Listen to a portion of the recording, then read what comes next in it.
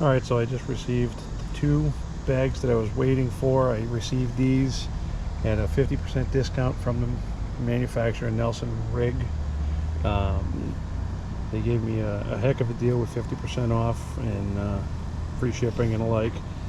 I've received these. I'm going to get them put on the tannery very shortly.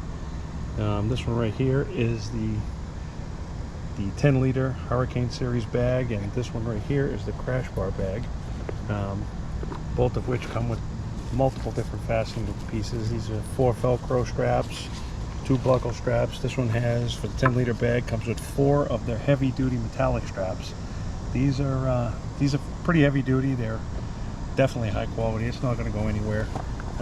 This one does have the bleeder on the 10-liter bag, but I'm going to probably pull this one off.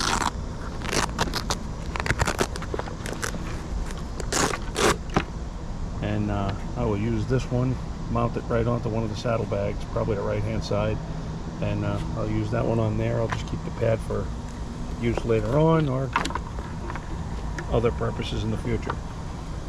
But I'll get these things mounted up and I'll show you what they look like.